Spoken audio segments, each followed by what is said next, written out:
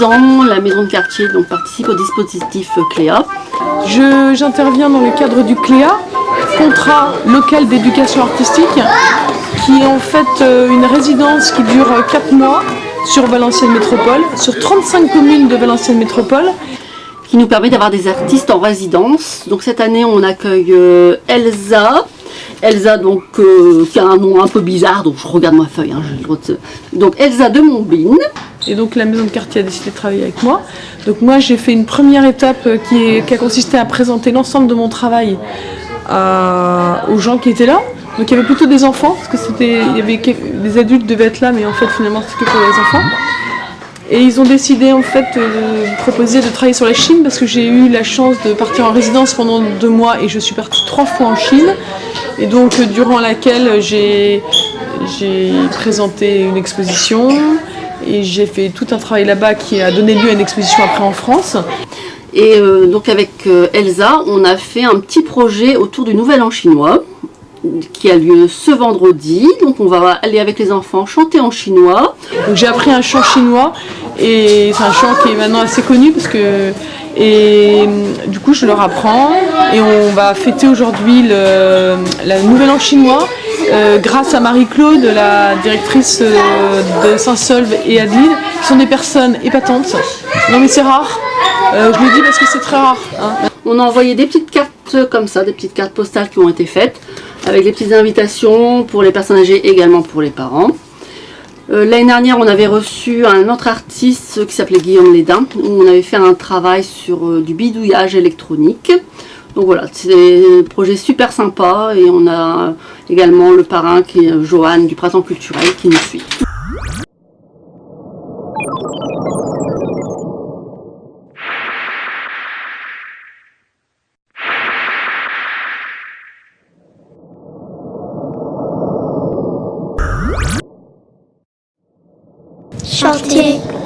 Chanter quoi aussi? Un chant chinois. Un chant chinois? Vous connaissez le chinois? Oui. Oui? Un peu. C'est vrai? Vous avez appris le chinois?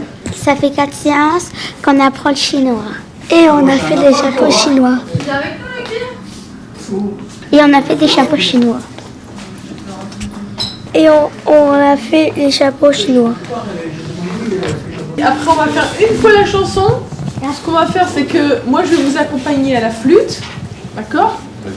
Vous allez chanter avec moi, puis après je chanterai avec vous. D'accord? Comme ça on la fera 2 fois de suite.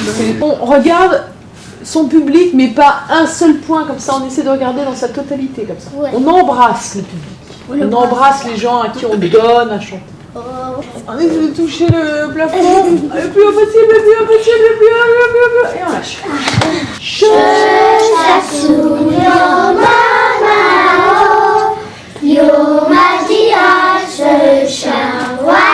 On arrête parce qu'on a oublié la chorégraphie là.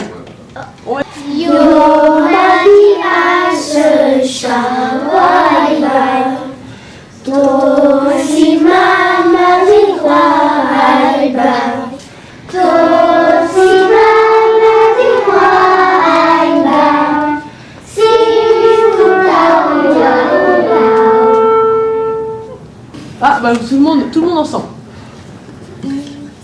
Donc on a essayé de concocter une sorte d'animation un peu spéciale en l'honneur des personnes âgées en fait. Donc on va à la maison de retraite, on va chanter cette chanson en chinois, je vais les accompagner à la flûte et j'ai emmené aussi une flûte chinoise parce que je joue des airs chinois qui sont connus dans un ouvrage spécifique et donc je vais leur faire découvrir un peu ça, voilà, sur la Chine actuelle. Attends, je vais te le faire. Ah, il mais j'en ai lu. Attends, ça c'est qui? Il y a un mot que vous connaissez peut-être en chinois, qu'on dira à la fin. On dira merci en chinois. Merci en chinois. Merci en chinois, je vous dis comment ça se dit, c'est tché tché. C'est pas grave, c'est celle-là. Mais c'est pas grave.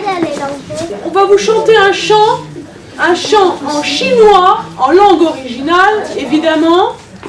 Ils l'ont apprise, ils ont appris le chinois pour vous, pour chanter pour vous pour aujourd'hui. Eh, vas-y. Merci.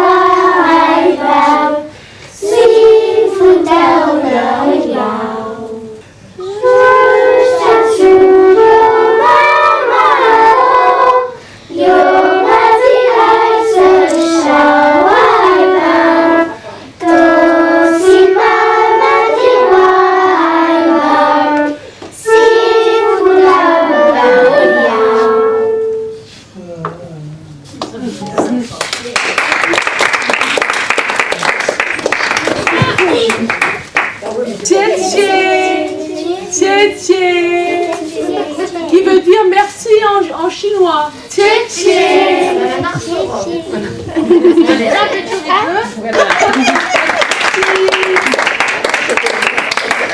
Bon, moi je vais continuer sur un petit air de musique. Vous voulez bien? Oui. Vous voulez bien écouter?